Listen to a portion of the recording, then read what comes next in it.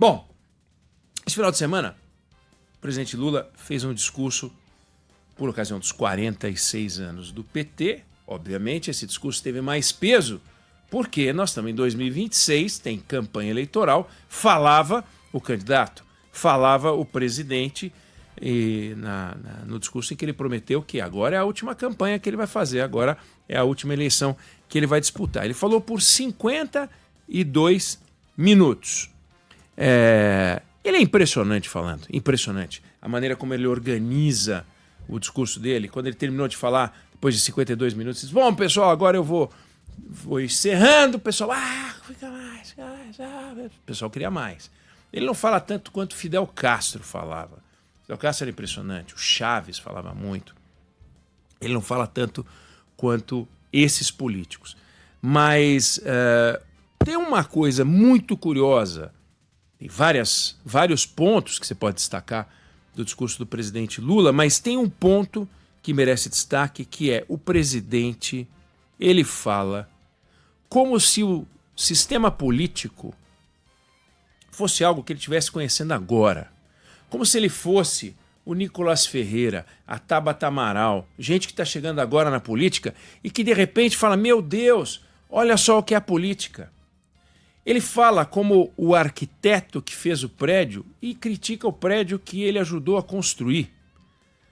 As várias críticas que ele faz ao sistema político, ao PT, às opções, o que está acontecendo nesse momento, ele fala com um estranhamento de quem está fazendo uma observação.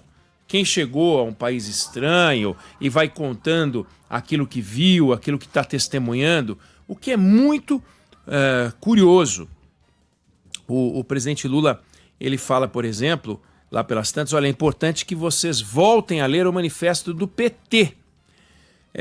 O PT, ele diz lá no manifesto que ele nasce da vontade de independência política dos trabalhadores, cansados do serviço de massa de manobra para os políticos e os partidos comprometidos com a manutenção da atual ordem econômica, social e política. Então, ele fala isso, quer dizer, o manifesto fala isso, e o PT faz alianças pragmáticas com o Centrão, né? O PT, ele defende a política como uma atividade própria das massas, mas pratica um partido dependente do Estado. Ele propõe a ruptura com a política tradicional, mas faz o quê? Loteamento de cargo e uma compra de governabilidade com os métodos que a gente conhece.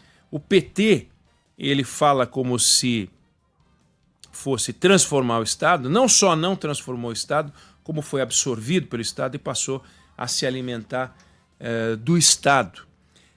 Mas o presidente Lula fala de tudo isso com um estranhamento, né? Veja só o que ele diz neste trecho.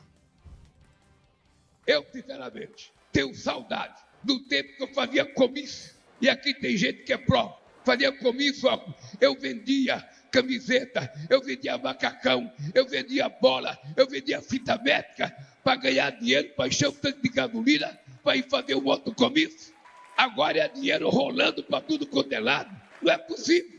A direita não quer que a gente seja pior do que eles. Eles só querem que a gente seja iguais a eles.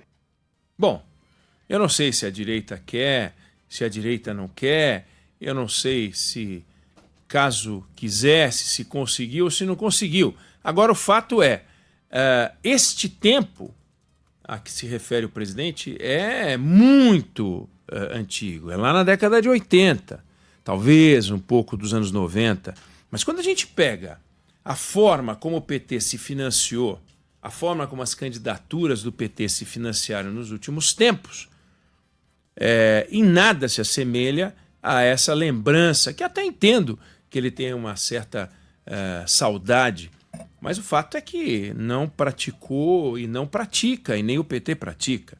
Se a gente pegar o partido em 1989, foi apoiado por dois partidos, o PSB e o PCdoB. Se a gente pegar em 2010, foi apoiado por 9 partidos. Como é que foi essa mágica, né? Essa mágica foi resultado de 2 passagens do Lula pela presidência da República e uma mão pesada de empreiteiras que foram ajudar o PT a montar uma estrutura de apoio com tempo na televisão. Basta acompanhar o que diz o material da Lava Jato.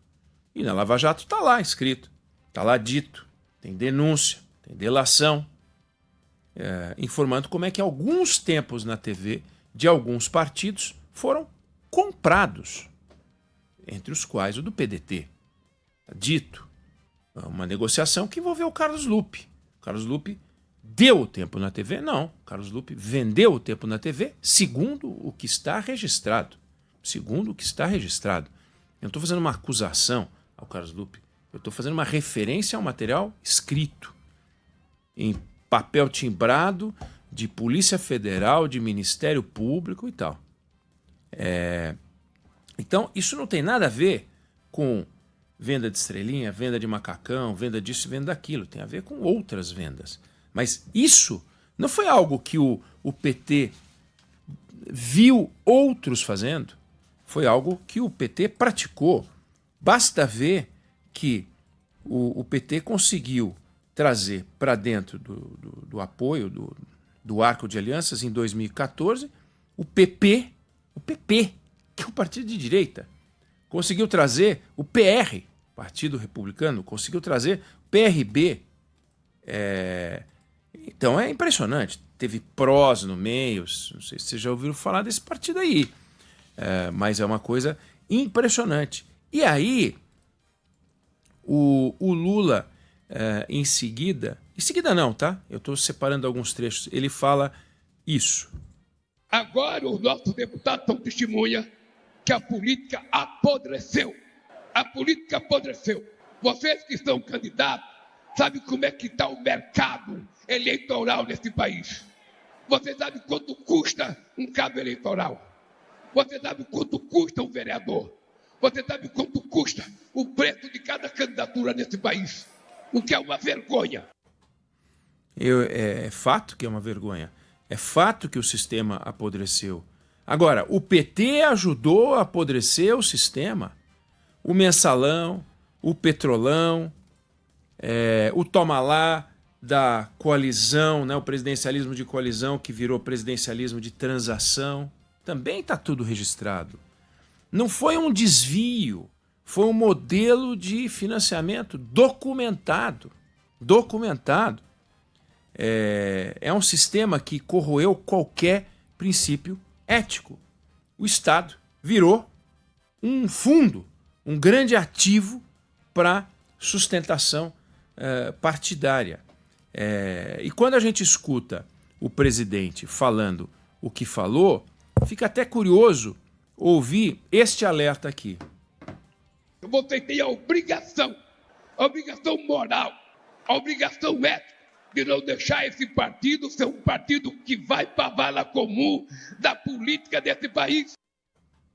Aí é de se perguntar, quem é que levou o sistema partidário para uma vala?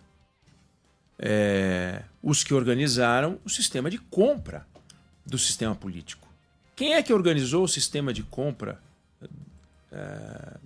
da política nacional? Foi o PSOL, da esquerda? Foi sei lá que partido da direita, aí, qualquer um desses partidos de direita que ninguém sabe o nome? É preciso que se diga que o PT é protagonista de coisas muito importantes, tanto de um lado quanto de outro. Tanto do lado de coisas boas quanto de outro.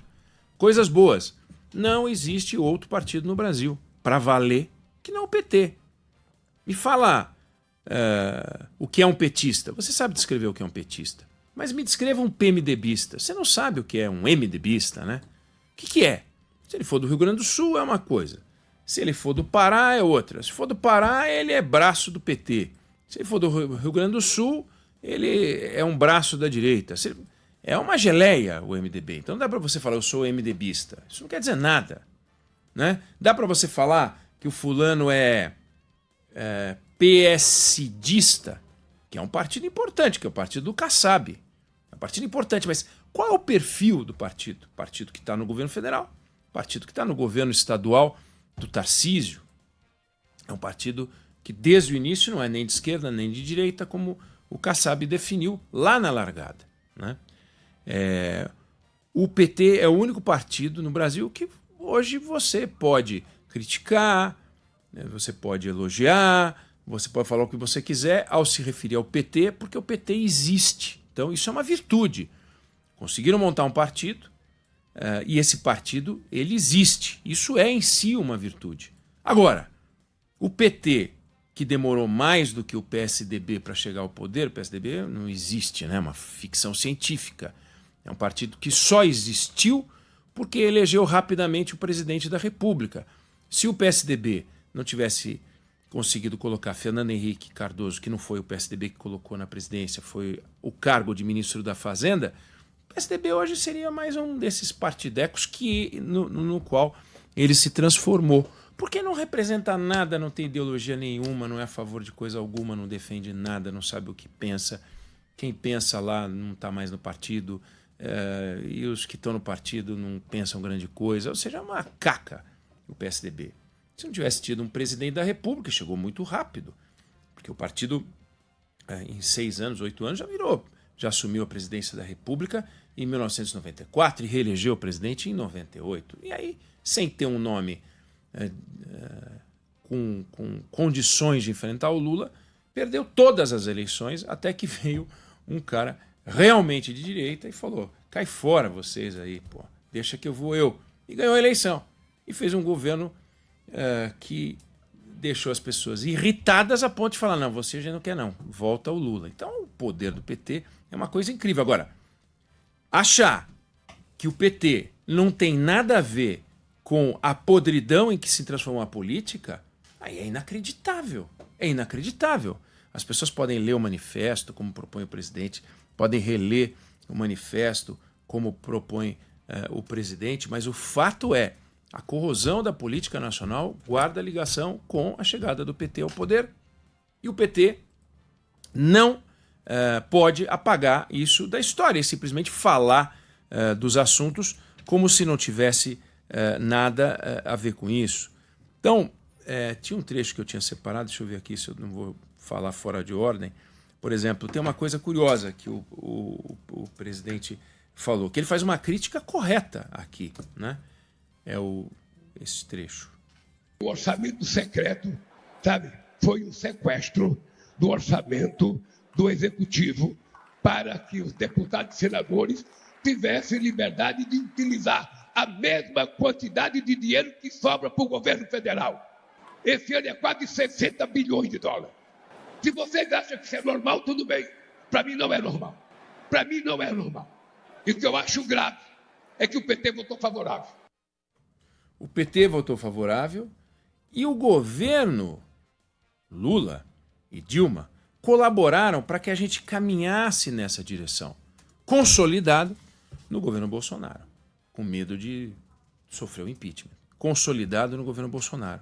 Mas a relação do Estado, aliás, do governo com o Congresso Nacional, ela foi uma relação que aí antecede ao governo Lula, porque quando o governo Fernando Henrique aprova a emenda da reeleição, os métodos empregados para convencimento dos políticos foram bem pouco ortodoxos.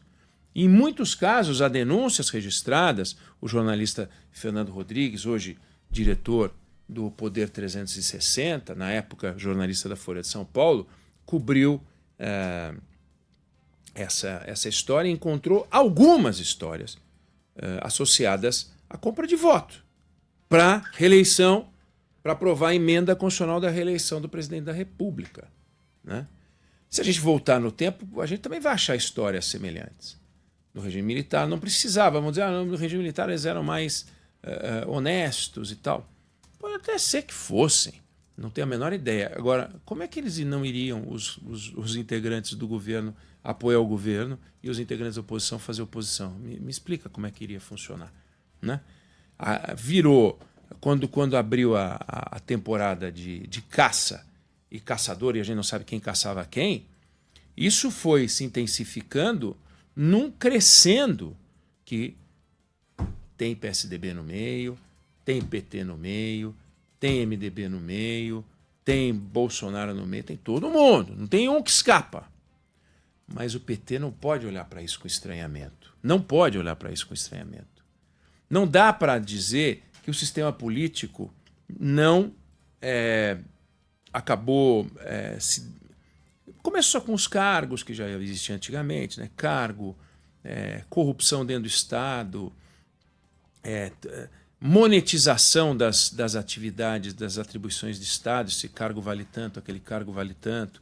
Isso pode puxar na história, tem vários. Né?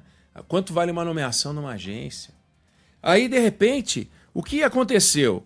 De verbas, de emendas, dessa governabilidade transacional, surge o orçamento impositivo e os derivados, o orçamento secreto, que o relator vai lá e distribui o dinheiro sem que ninguém veja.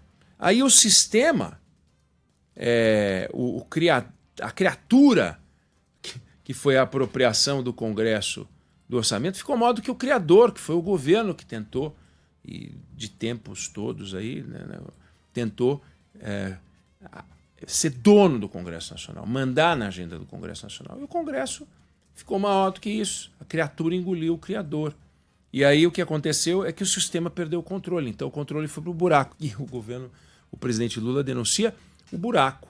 Mas vem cá, ele não ajudou a cavar? A Dilma não ajudou a cavar? O PT não tem nenhuma responsabilidade sobre isso? De novo, o arquiteto denunciando o prédio que ajudou a construir. Ele é parte desse processo. A política brasileira tem 40 anos de Lula. A política brasileira tem 40 anos de Lula com 3 mandatos dele quase completos, com 12 anos quase, mais 6 de Dilma, 18 anos de Lula nesse período. O que eles fizeram contra essas coisas que ele denuncia? E aí, lá pelas tantas, sugerindo que o PT vá às ruas, sugerindo que o PT procure as bases, que o PT consiga explicar as conquistas do governo. O Lula, aliás, faz uma coisa curiosa, porque ele é tão encantador e também encantador de serpentes, que ele vai misturando um jeito de falar, e esse discurso é muito interessante, porque lá pelas tantas ele canta disparada, aí o pessoal aplaude. Daí ele começa a falar de conquistas na área da medicina, por exemplo. Fala, na medicina, então, temos conquistas incríveis. E ele diz que, a partir de agora, as pessoas vão poder fazer certos exames na mesma máquina do Trump, Xi Jinping e do Lula. E que o Brasil inteiro, que ele está distribuindo para o Brasil inteiro. E ele cita um evento em que ele foi, em que foram distribuídas pelo Brasil 5 equipamentos. 5 equipamentos. 5 equipamentos. No Brasil inteiro. O Brasil inteiro não são 5. Não tem como ser 5 e o Brasil inteiro. Não é incompatível. Aí lá pelas tantas ele diz que o Brasil vai ter 150 carretas que vão andar para lá e para cá. Você procurar, existem essas carretas, só que elas são 39. Mesmo que sejam 150, mesmo que sejam 350, é tudo muito pouco. O Brasil tem 5.700 municípios. Só que quando ele fala, parece que agora, a certa altura, ele disse, olha, as pessoas vão poder fazer um exame e não vão deixar de comer porque não tem o dente. Vão fazer uma prótese escaneada assim, que você faz o exame de manhã, à tarde você já coloca a prótese. Não vai ser assim. E mesmo assim não vai ser para 213 milhões de habitantes. Ah, mas não tem 213 milhões de habitantes precisando de dente. Mas também não será com 400 ambulâncias móveis, que é o que tem hoje, para odontológicas, que ele vai conseguir. E ele está dizendo que ninguém mais terá.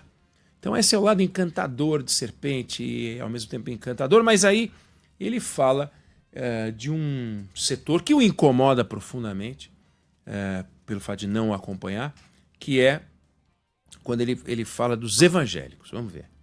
90% dos evangélicos recebem os benefícios do governo. 90%. Então o que nós precisamos não é esperar que um pastor fale bem de nós. Nós temos que ir lá. Nós temos que conversar. Tá. E vai lá, vai conversar e vai falar para o evangélico o que ele vai falar para o não evangélico. Quer dizer, o evangélico vai se sensibilizar porque o evangélico espera uma promessa diferente da promessa de um não evangélico. O que o governo fez para o evangélico? Que se fez alguma coisa para o evangélico, está errado. Porque o governo não pode fazer nada para o evangélico, nem para o católico, nem para aquele que professa qualquer outra denominação. Não pode, não existe isso. O governo não pode fazer um programa para o palmeirense, programa para o São Paulino, não existe isso. E quando ele fala que 90% dos evangélicos, número que ele tirou do chapéu, tá, recebem programa de assistência social do governo, ele está sugerindo o quê? Que é possível ir aos evangélicos, o PT, os petistas saem em missão, chegam aos evangélicos e mostram para ele, olha, tá vendo isso aqui?